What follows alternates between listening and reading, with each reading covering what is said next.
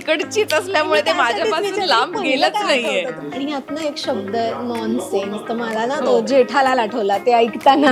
तुमचा नॉनसेन्स मला अभिमान आहे या गोष्टीचा की आमच्या कोकणातली कला आहे. आता मी ठाण्यात का होईना आम्ही इकडेही दशावतारी एखादा सीन करू शकतो. नमस्कार, मी मधुरा शिदे आणि कलाकृती मीडिया तुम्हा सगळ्यांचं मनापासून स्वागत आहे. स्टार प्रवाहावर नुकतीच सुरू झालेली आहे एक नवी कोरी मालिका ज्याचं नाव आहे तू विसरू नको तू मला. आणि मला वाटतं प्रोमोपासून नाही मी नाही विसरले. तू विसरू नको तू मला, तू काढून टाका पहिला, विसरू नको तू मला. येस, आणि प्रोमोपासून उत्सुकता होती आणि आता फायनली मालिका सुरू झालेली आहे आणि खूप कमाल झाली आहे. आत्ता स्क्रीनिंग झाला, मी पहिला एपिसोड सगळ्यांनी एकत्र बघितला. कमाल झाला आहे पहिला एपिसोड, दोघंही खूप छान दिसलायत. मला तुमच्याकडून ऐकायचं आहे की आत्ता सगळ्यांनी एकत्र बघितली आपण मालिका, पहिला एपिसोड बघितला, सो तुम्हाला कसा वाटला? स्वतःला बघताना तुम्हाला काय वाटलं? खूप कमाल वाटलं. म्हणजे मी 2 वर्षांनी पाहतेय स्वतःला पुन्हा मालिकेत, त्यामुळे मी खूप जास्त एक्सायटेड होते. आणि मुळात गोष्ट ही अशी आहे की खिळवून ठेवते. पहिला एपिसोड बघितल्यानंतर मलाच झालं की अरे मला पुढचा बघायचा आहे. सो खूप एक्सायटेड होते मी. आणि सगळ्यात मेन गोष्ट म्हणजे मी पहिल्यांदा मालिकेचं स्क्रीनिंग माझ्या सेटवर झालंय. म्हणजे याच्या आधीच्या मालिकांना असं स्क्रीनिंग नव्हतं झालं, सो मी एक्सायटेड होते त्यासाठी.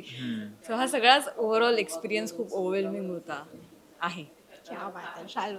सेम, माझं पहिल्यांदा एखाद्या मालिकेचं स्क्रीनिंग एका सेटवर केलंय आणि खूप छान वाटतंय. तुम्ही सगळे आलाय भेटायला, बघायला फर्स्ट लुक कसा आहे, तुमच्या पण रिॲक्शन्स आम्हाला मिळत आहेत, फीडबॅक मिळतोय. सो हे सगळं खूप छान वातावरण आहे. खूप एक्साइटमेंट तर होतीच, खूप काय म्हणतात नर्वसनेस पण होता की कसं आपण जे 2 महिने काय काय केलंय ते आता कसं दिसतंय बघू. सो छान आहे, खूप छान आहे, आम्हाला आवडलं आणि आता तुम्हालाही आवडेल अशी आमची अपेक्षा आहे. सो आम्हाला नक्की सांगा. नक्कीच. म्हणजे मला तर वाटतं की प्रोमोपासून सगळ्यांना उत्सुकता होती, कारण एकतर कोकणातली गोष्ट आणि जे काही तुमचं डिरेक्शन आहे आणि जे काही शॉर्ट्स घेतलेत इतकं कमाल वाटत होतं बघताना. आणि सगळ्यात भारी तर टायटल सॉन्ग, म्हणजे तो टायटल ट्रॅक डोक्यातून जातच नाहीये, इतकं सुंदर आहे. आणि असं वाटतं की खूप big shout out to Amit Raj and team, Kshitij Patwardhan and everybody. Actually म्हणजे असं वाटलं की खूप वर्षानंतर ना असं डोक्यात राहील असं एक छान काहीतरी एक काय शीर्षक गीत आपण म्हणतो ते खूप वर्षांनी आलं असं वाटलं. माहिती आहे, खूप मस्त झालं आहे. आणि कोकणातल्या शूटची पण स्टोरी काहीतरी एक वेगळी आहे असं मला कळलं की तुम्ही इथे शूट केलं आहे, पण ते पाहताना वाटतंय की ते कोकणातलं आहे. आणि नाही, हे सगळं शूटिंग आमचं कोकणातलंच आहे. नाही, हे नाही जे तुमचं प्रोमो किंवा हा बरोबर, फक्त 2 प्रोमो जे पहिले शोचे येतात ते फक्त आम्ही वसई साईडला वगैरे केलेत. बाकी अख्खं शूटिंग कोकणातलं आहे. म्हणजे आत्ताही आम्ही आउटडोअर सगळं तिकडे केलंय आणि फक्त घरातले सीन्स इकडे. परत लागलं तर आम्ही परत जाऊ, आम्ही सारखे जातो हे जवळपास. हो खरंय. पण तन्वी, कोकण म्हटल्यानंतर तुला काय जवळचं वाटतं ग? म्हणजे तू तर आहेस आता मी खरं सांगू का, तर मी तिकडचीच आहे, त्यामुळे मला जवळचं, कारण मी तिकडचीच असल्यामुळे ते माझ्यापासून लांब गेलंच नाहीये. तुला घर, माझं गावचं घर आठवतं मला. तुझ्यासाठी काय कोकणातली एक सगळ्यात मला कोकण म्हटलं की आमसुलं म्हणजे कोकम आणि नारळी पोफळीच्या बागा, दुपारची वेळ त्या पोफळीच्या बागांमधून अनवाणीपायी फिरणं आणि हे सगळ्या गोष्टी आठवतात. माझ्या फॅमिलीमधल्या माझ्या काकूची आई ही त्यांचं घर होतं कोकणात. अजूनही आहे छोटंसं घर, पण आता ते बरंच तिथे रस्ता वगैरे सगळं गेल्या असं असल्यामुळे बऱ्याच त्या गावाचं सुद्धा आता बरंच शहरीकरण झालंय. सो तिथे लहानपणी जायचो आम्ही. कोंडे नावाचं एक गाव होतं राजापूरच्या इथे, आणि तिथे खूप धमाल मस्ती करायचो. गोठा होता मागे छान, आंब्याची एक फॅक्टरी होती आणि खूप मजा यायची. मला हे सगळ्या गोष्टी आठवतात. मग दिव्यागरला कधी जायचो आई वडिलांबरोबर तर समुद्र आठवतो. पण सगळ्यात महत्वाची गोष्ट, जे कोकम मिळतं कोकणात, आमसुलं जे मिळतात ते जगात कुठेच नाही मिळत. खरंच. मला सांग शाल्वा, ह्या मालिकेच्या पहिल्या भागामध्ये जसं तू पत्र्यावरती वगैरे चढून, कौलांवरती चढून तुझे काय चोरलेस, जे काय उचललेस, हे कधी खऱ्या आयुष्यात केलंयस लहान असताना? आंबे चोरले आहेत बागेत जाऊन. आणि ऍक्च्युली शाळेच्या शेजारी एक झाड होतं आंब्याचं, पण ते एका बंगल्यात होतं आणि तो पडलेला बंगला होता. सो तिथे जाऊन आम्ही कैऱ्या काढायचो. अच्छा, तू केलंस तन्वी कधी, किंवा तुमच्या घरी केलं कधी कोकणात? हा, म्हणजे अशा गोष्टी बऱ्याच करतो आपण मजा म्हणून, की दुसऱ्याच्या कंपाऊंड मधले काहीतरी पेरू काढ, आंबे काढ, ह्या गोष्टी केलेल्या आहेत लहानपणी. बाकी असं मला आठवत नाही फारसं. आणि तर केलंय, कारण मी माझी उंची फारशी पोचत नसल्यामुळे मी झाडावर वगैरे चढू शकले नाही. पण माझा दादा असेल किंवा दादाचे मित्र असतील, हे जर करतायत तर त्या गँगमध्ये मी असायचे की Support ला चल रे, तू. हा मला एक दे, हे असे खेळ केलेले आहेत. आणि ह्यात ना एक शब्द आहे नॉनसेन्स, तर मला ना तो जेठालाल आठवला ते ऐकताना. तुमचा नॉनसेन्स मला श्राव्य आणि तन्वी म्हणून ऐकायचं तुमच्याकडून. रिअल लाईफ मधला असा एखादा शब्द आहे का तुमचा की जो कायम तोंडात असतो, किंवा असं वाटतं की तुमच्या फ्रेंड सर्कलमध्ये असं वाटतं की हां हे बोलले नाहीत ना त्याच्याशिवाय तुम्ही आलायत असं वाटत नाही, हे तुमच्याकडून ऐकल्याशिवाय, असं काही आहे तुमचं नॉनसेन्स ठरलेलं? मला वाटतंय ना, या नॉनसेन्सलाच घेऊन आम्ही मजा मस्ती केली आहे याच, कारण हा सीन मध्ये पण आहे, पुढे पण. ओके. तर त्यामुळे आमचा नॉनसेन्सच फेमस आहे. आम्ही त्यावर असो, ते मी तुम्हाला नंतर सांगेन. ते एपिसोडची गंमत आहे ती. एपिसोड जरा येऊ दे. नाही, मालिकेच्या व्यतिरिक्त म्हणते मी. हाच शब्द, हाच शब्द अदरवाईज आहे. अदरवाईज असं काही नाहीये. तुझं आहे सगळी? माझं नाही. ओके. म्हणजे आता एकच महिना झालाय ना मालिकेला, आता हळूहळू काहीतरी शब्द येतील अजून सवयीचे. इन्व्हेंट होतील नवीन नवीन शब्द. कारण आमचं एक दिवस त्याचं माझं शूट लागतं, एक दिवस वेगळं वेगळं लागतं. आणि दशावतार पण, म्हणजे दशावतार पाहायला नाही मिळाला या एपिसोड मध्ये, पण त्याची एक झलक दिसली की हा तयार झालाय आणि सगळं.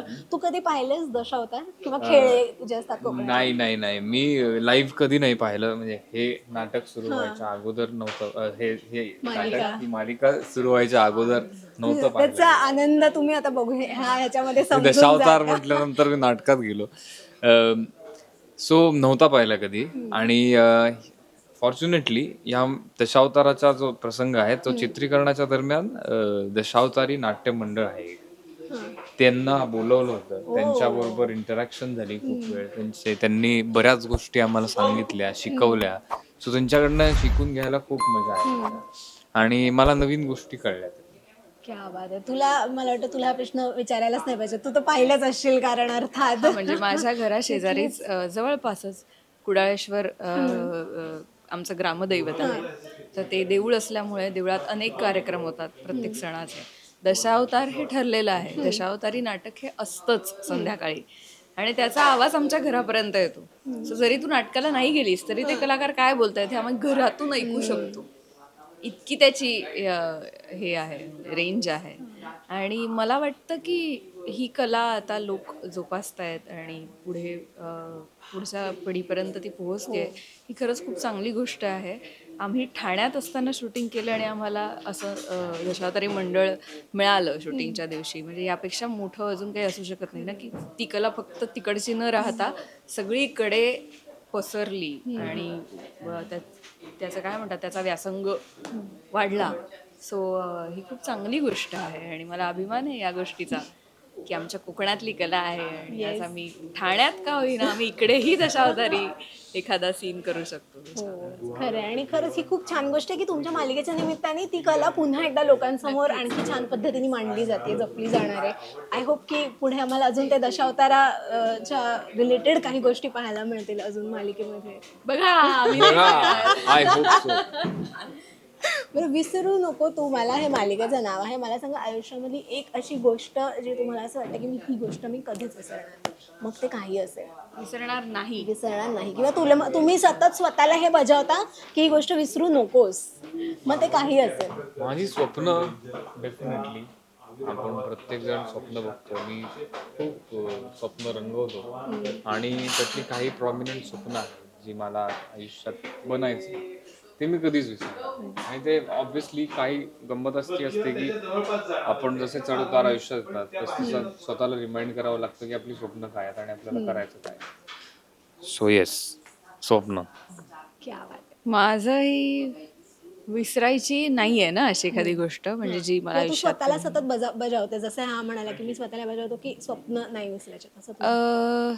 आपल्याकडून कळत नकळत ज्या काही चुका होतात ज्यातून आपण शिकतो, मला वाटतं की त्या मी बिंबवल्यात स्वतःच्या मनावर की हे परत होऊ द्यायचं नाही आहे. त्यामुळे मी त्या लक्षात ठेवल्यात, ज्या मी कधीच विसरणार नाही आणि त्या परत माझ्याकडून होऊच देणार नाही. सो ती गोष्ट आहे माझी खूप स्ट्रॉंग. क्या बात बात आहे. फार छान वाटलं मला तुमच्याशी गप्पा मारून. आणि आता ही फक्त सुरुवात आहे, अजून मालिका आता सुरू होऊन पुढे अजून तुम्हाला खूप छान छान गोष्टी प्रेक्षकांकडून सुद्धा ऐकायला मिळतील आणि तुम्ही पण खूप एन्जॉय कराल. सो मी पुन्हा येईन नंतर सेटवर, आय गेस तेव्हा तुमच्याकडे सांगायला अजून खूप गोष्टी असतील. हो. येस. सो खूप खूप शुभेच्छा या मालिकेसाठी आणि इतर सगळ्या प्रोजेक्टसाठी. Wish you all the very best. Thank you. Thank you. Rasika हो, कलाकृती मीडिया म्हणजे मनोरंजनाची लयलूट. मनोरंजन क्षेत्रातील किस्से व घडामोडींचा आस्वाद घेण्यासाठी कलाकृती मीडिया या यूट्यूब चॅनलला सबस्क्राईब करा आणि व्हिडिओ लाईक करा.